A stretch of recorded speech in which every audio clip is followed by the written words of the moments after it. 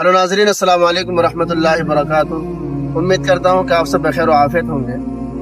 अज़ीज़ान मोहतरम, काफ़ी टाइम से हम लोग चाहते थे कि हम सब एक साथ जमा हों, लेकिन इल्म की मशगूलियत और मसरूफियत की वजह से हम लोग जमा नहीं हो पा रहे थे। लेकिन अल्लाह ने आज वक्त दिया है तो हम सब साथी यहाँ जमा हुए हैं। और हम लोग इधर माधोपुर एक गाँव है जो मशरक़ी चंपारण में पड़ता है, वहाँ पर एक मदरसा है, मदरसा मंबउल उलूम जदीद के नाम से। वहाँ पर हम सब साथी मिल कर के इल्म की इशाअत में लगे हुए हैं। हमारी तमन्ना और ख्वाहिश यही है कि जिस तरह से हम लोगों ने इल्म दीन सीखा है, और अल्लाह के नबी सल्लल्लाहु अलैहि वसल्लम ने इरशाद फरमाया कि बल्लिगू अन्नी वलो आया, कि पहुँचा दो मेरी जानिब से अगरचे एक ही आयत हो। तो उसी हदीस के तहत हम लोग यहाँ जमा होकर के इंशाअल्लाह उसी को फैलाने और उसी को लोगों में आम करने की कोशिश कर रहे हैं। तो हमारे साथ अभी बैठे हुए हैं क़ारी शहाबुद्दीन साहब, जिनका ताल्लुक़ मधुबनी से है।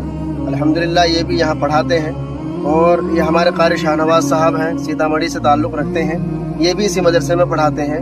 और ये है हमारे मौलाना फैयाज साहब, जो इस मदरसे से समझ लो मदरसा इन्हीं के अंडर में, मदरसे की देखभाल, मदरसे की देख रेख, तालीमी निज़ाम, मतबखी निज़ाम, यानी कि जो भी इंतज़ामात हैं हमारे मौलाना संभालते हैं। अल्हम्दुलिल्लाह हमारा आपस में बैठना हुआ है, बस थोड़ी सी गुफ्तगू करेंगे और हम इनके जज्बात को जानने की कोशिश करेंगे कि भाई इनके आगे चल कर के क्या ख्यालात हैं और क्या तसव्वुरात ये आपके सामने पेश करते हैं, जानने की कोशिश करेंगे। क़ारी साहब, आप माशाल्लाह आपने हमारे लिए वक्त निकाला है। ये जो आजकल माहौल बना हुआ है कि मुसलमान कम होने के बावजूद भी हमारे जो हिंदू भाई हैं, जो कहते हैं कि हम 80% हैं और मुसलमान अक़लियत में हैं, उसके बावजूद वो लोग कहते हैं कि यहाँ हिंदू खतरे में, मुसलमान दहशतगर्द है और हम दहशत ज़दा हैं।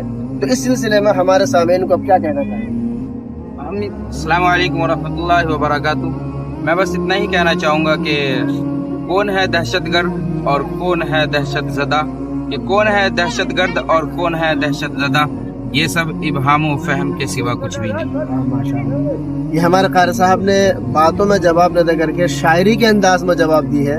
तो जिनको शेर व शायरी से मोहब्बत और उनसियत है और शेर व शायरी को जानते हैं, उनके नशेब व फराज से वाकिफ़ होंगे तो समझ जाएंगे कि क़ारी साहब इन दो लाइनों में क्या मैसेज देना चाहते हैं। ये हमारे क़ारी शाहनवाज साहब, इनसे भी पूछ लेते हैं। क़ारी साहब, आप माशाल्लाह काफ़ी टाइम से पढ़ा रहे हैं, काफ़ी तजर्बा भी हुआ होगा कि इंसान अपने औकात को यूं ही फजूल चीज़ों में गुजार देता है, अपनी अहमियत को समझता नहीं है और वक्त की कदर नहीं करता।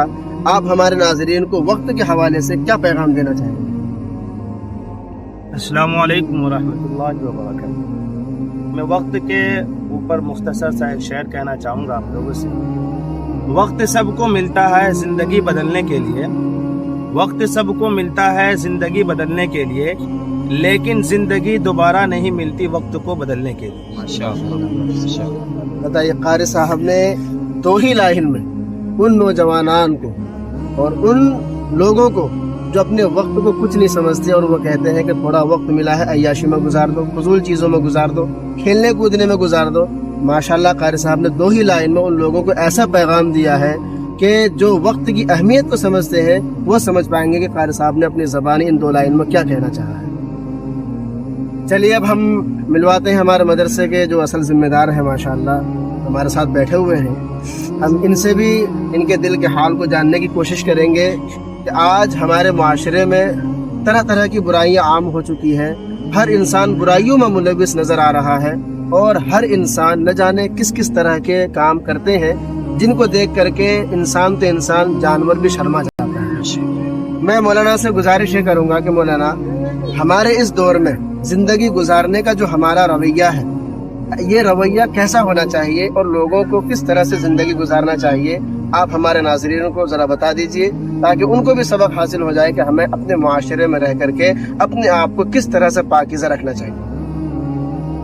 अस्सलाम वालेकुम वरहमतुल्लाहि वबरकातुहू। मैं ज़िंदगी के ऊपर मुख्तसर सा एक शेर कहना चाहता हूँ।